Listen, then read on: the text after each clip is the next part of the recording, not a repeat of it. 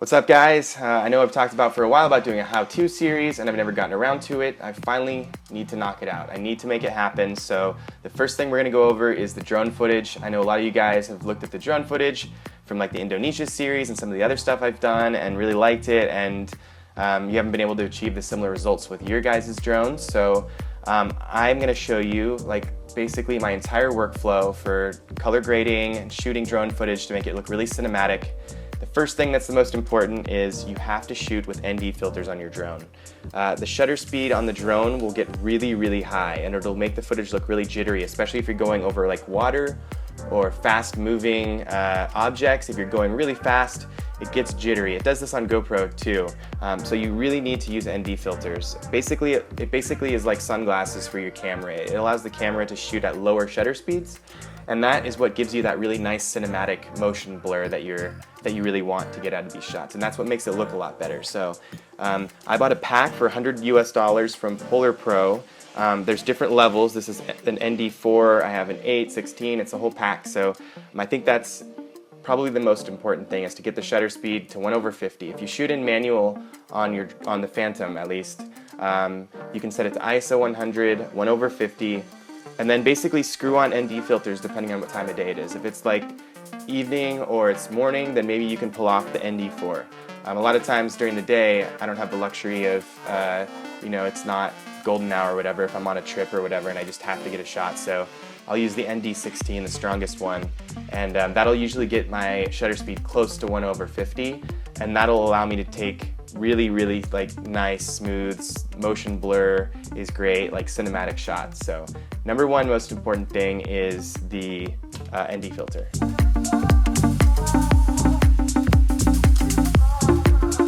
The next thing that's important is to shoot in a flat picture style. So for the Phantom, I use D-Log, and basically what that means is that the camera is just filming in as least saturated and as little contrast as possible, which basically allows you in post to add more saturation or to leave it more desaturated. It kind of just depends on what you're going for.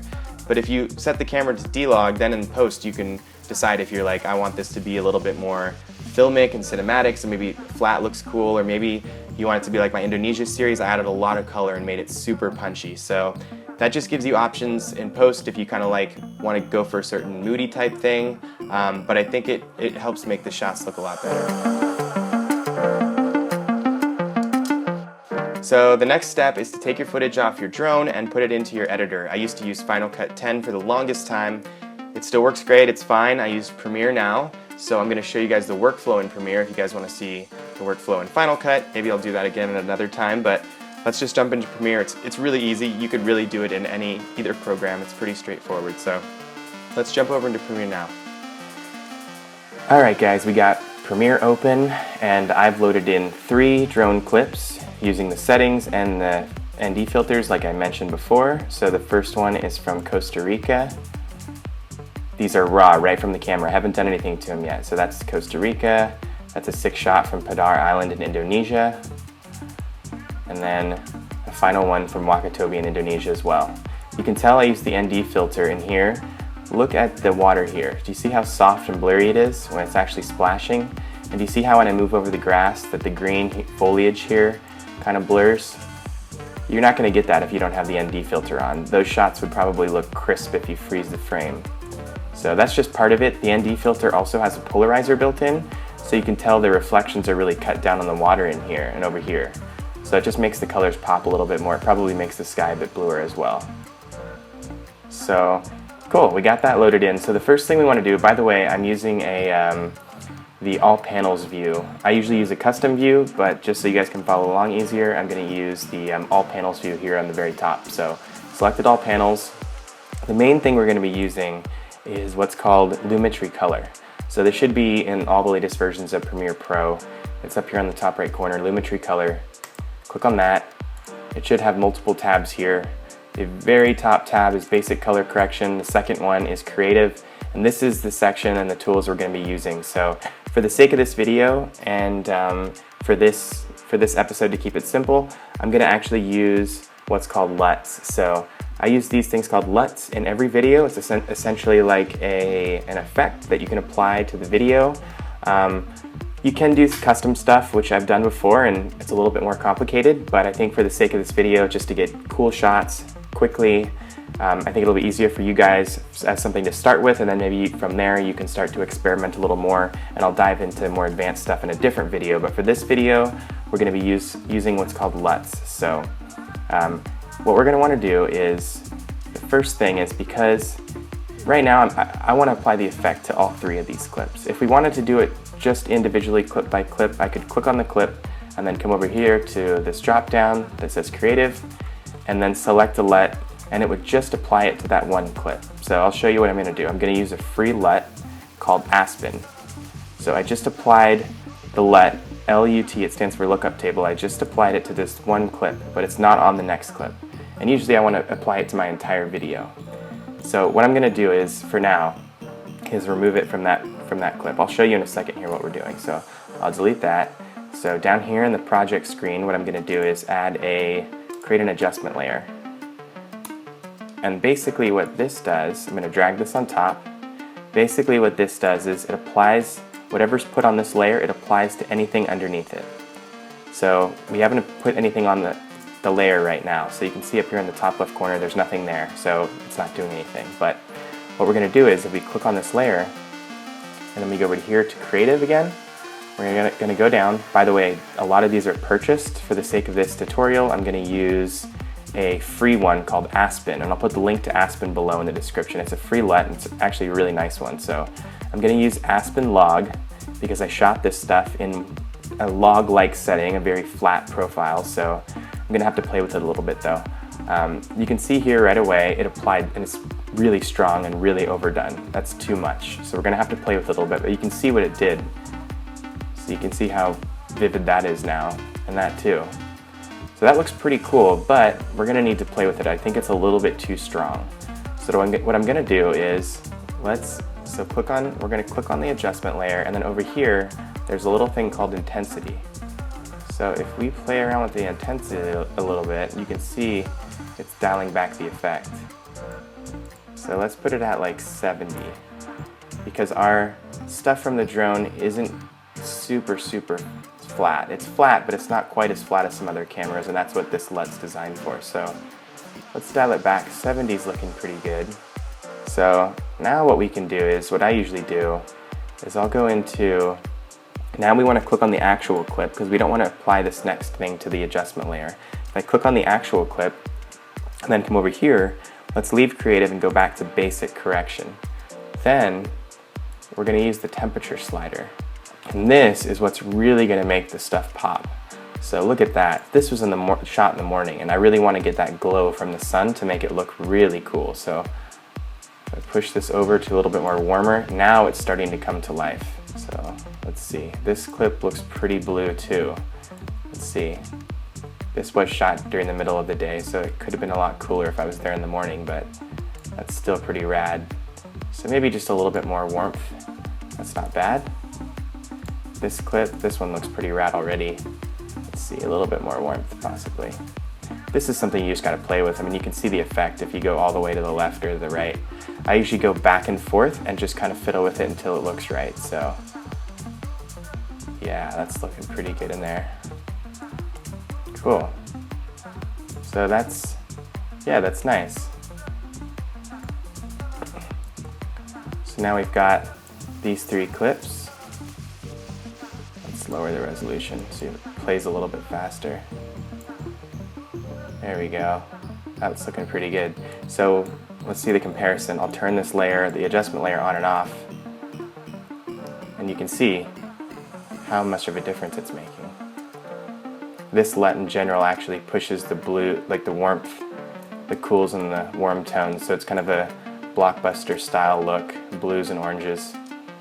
Yeah, that's looking pretty good. So especially on this clip, that looks awesome. So another thing I do also to make it look more cinematic is to kind of add the letterbox effect that you see in a lot of movies, and I think that usually makes it pop as well. So to do that, let's click on the adjustment layer because we want it to apply to all of the clips underneath. So we're going to go over to our effects, and I already had it selected, but let's go to crop. So if I'm clicking on the adjustment layer and I click on crop, over here on the left, These are all the things applied to the adjustment layer. Crop is there, and so let's do top 5% and bottom 5%. Let's see how that looks. That's pretty cool. So that's just a subtle one. I mean, a more realistic one. You can actually download a template if you want it to be the exact like letterboxing size. I kind of like to just play with it myself depending on what video I'm working on. I pretty much always use 5. But let's type in like 15 and make it, or that's a little much, maybe 10. 10 and 10. That's cool. So there you go. I mean, that's already looking a lot better. So then, if I turn this off and on, you can see this is what it looks like from the camera, and that's what it looks like with the effects applied. Again, that's just one LUT. I mean, that's a free one, but it kind of gives you an idea of what you can do with these things, how powerful they are. So, just changing the resolution to make it play back a little faster, because these are all shot in 4K. One thing you can do too is if you letterbox, you can actually then, like this clip for example, maybe I want to see more, I can then play around with the position here. There we go. Get more in the frame. Yeah, it's looking pretty good. So just to give you guys an example of another LUT, so you can buy a bunch of different LUTs. Another one that's pretty popular is the Osiris Pack. This is one that's popular. I think Jon Olsson uses this for his videos. So it's called M31. So this is just a different style. This is actually, I think, the LUT that I used for my Indonesia series. So you can see, you just really have to adjust it. If you play with it, that's 0% applied. That's 100%. So it just depends. You know, some of these, yeah, I mean, that looks pretty rad. This one plays again with the blues and oranges, so it's kind of got like a Jon Olsson Sam Kolder vibe. Yeah, for sure on that one. But I mean, there's so many LUTs, you can spend all day going through a lot of them. There's a package called Deluxe that's pretty popular too. It's got tons. Yeah, let's see. I think I've got, let's see, Beach Alt, I want to say. Beach. Yeah, I think Beach Alt is what I used in my India series. Doesn't quite look as cool on the drone footage though. I think the drone stuff looks a little bit better when it's more poppy. Here's an effect, Brittany. Yeah, some of this stuff's just not saturated enough. I mean, these are all just examples too. I mean, you could play with each one of these. Say you find one that you like, but you really want it to have more saturation, you can always click on the LUT and then apply your own saturation. Yeah, I think the ones I showed you already are probably my favorite ones. Let's check out one of the other ones from the Osiris Pack. That's a highly recommended pack if you're just starting to get into LUTs. Yeah, this one's kind of got a bluish orange thing going as well. Maybe it's a little too strong, so we could like dial it back a bit. But yeah, anyways, I mean, that's pretty much the basics on how to use LUTs in an adjustment layer, so I hope that's helpful.